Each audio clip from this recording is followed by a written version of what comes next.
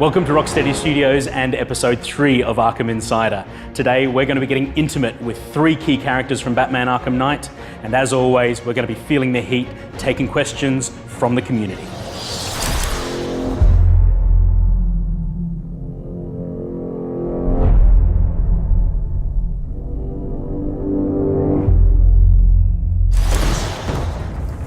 I want you to imagine a city.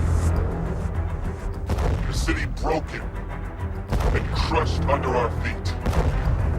Take that picture. Hold on to it. Go make it happen.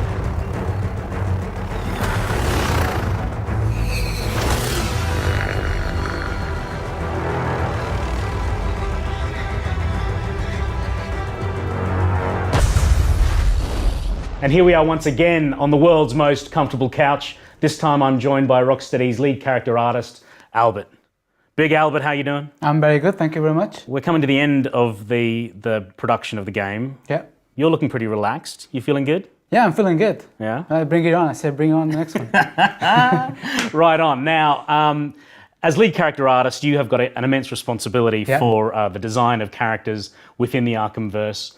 We're going to look at a few right here. The first one being the Arkham Knight, and what we know about him is he's the commander of this immense military force that has invaded Gotham City. So talk us through how the reality of his role in the game has influenced the design of him as a character.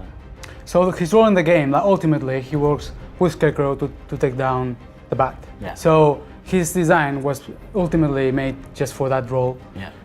Obviously, he's got a very military look to him. Yeah. Like he's got the antennas that reflect the bat ears. Yeah. It's kind of a mockery of the Batman. Uh-huh. He can pull it off as well.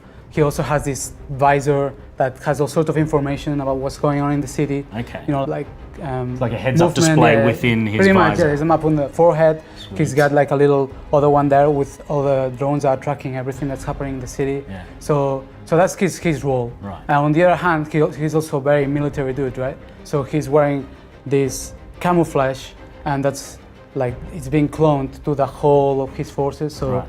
the militia forces, the soldiers have it, the tanks have it, the drones have it. Yeah. You can really tell that these guys are the Arkham Knight forces. Yeah. And that's the main trait to distinguish them. Now let's have a look at the big bad, Scarecrow. So clearly Scarecrow is the mastermind, the puppet master, Yes. the guy who's coordinating the forces of the Rogues Gallery to take down Batman as a collective force of evil. We haven't seen him since Arkham Asylum, and he didn't appear at all in Batman Arkham City. He's back in Batman Arkham Knight. How has that journey affected and influenced the character design of Scarecrow this time around? Well, Scarecrow, the message we're trying to send with this design is he's come back stronger than ever, meaner than ever. Yeah. It took ages to develop his face and the hood and the way everything works together. Like the skin is kind of melted with the rugged sackcloth, you know, Yeah. like he's got, and it's falling off with like, strings, and he's got this evil look, like almost like you cannot have a real connection with his eyes. Right. He's always keeping himself inside. Yeah. You can see he wears all the fear toxin all around him. It's like that's his armor, that's also his weapon. He kind of wraps himself in fear toxin. Yeah, and that causes so much threat, right? Yeah. Like if you take me out, well, something bad's gonna happen. Yeah. So it is very, that's pretty much it. Sweet, now let's have a look at the big man himself.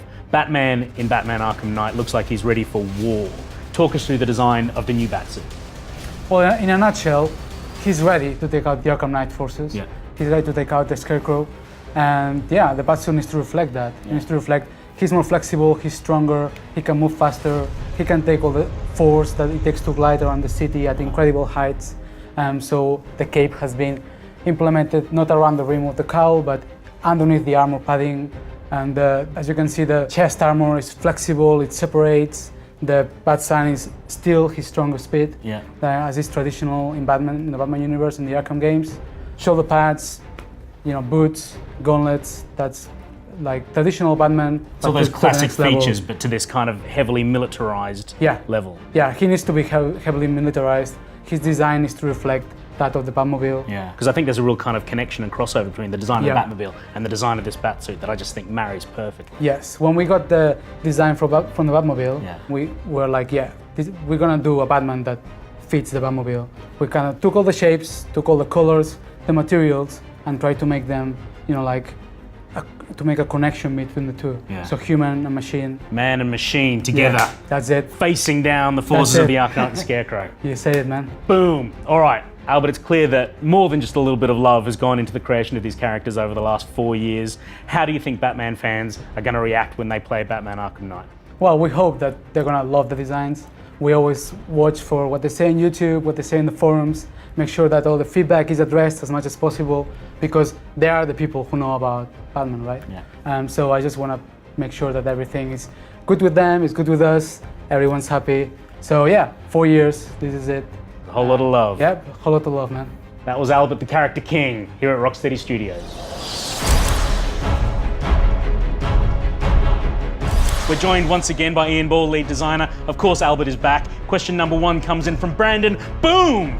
And he asks, does the Batmobile get its own talent tree, like gadgets and physical abilities? Ian, this sounds like one for you. It is, and the Batmobile does have its own talent tree. You can upgrade the weapons, you can upgrade the different systems inside the Batmobile, which will allow Batman to eject higher and further out of the car quicker. Nice. Fire more weapons, upgrade the firepower. There's loads of different upgrades for the Batmobile. Just like Batman himself, the onboard weaponry, all of the systems, they've all got their own development trees. They do.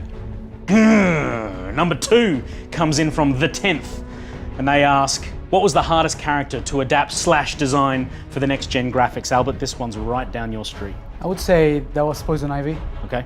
Getting that design to work in such realism, and then trying to get the subtleties on the skin and just trying to get that beauty and transferred into the next gen without, going too crazy. It was a real challenge. And it looks awesome. Thanks. Nice job. Question number 3, Headby asks, what was the design and decision-making process for the looks of the characters? Normally it starts with going to the design team and the script team, Yep. just seeing what's going on with the character, what story is behind it, what details can we get. Then we meet with the art director and we try to squeeze as many thoughts as we can, work on, like silhouettes, work on details, and then once we are hands-on, just keep on iterating through the character until the project's over, pretty much. Because you've been polishing for what feels like years now. Yeah, it's been a long process. Nice. Tagger 101 comes at us with this. How hard was it to find a balance between Batman and the Arkham Knight ability-wise? Ian Ball. Batman and the Arkham Knight are very evenly matched. It's like the immovable object and the unstoppable force. They're clashing. Batman's got the Batmobile, the Arkham Knight has got his whole military force behind him. Something's got to give, but which way is it going to go? Thank you very much for hitting us with those. We will get around to answering each and every other question that comes in as soon as we can.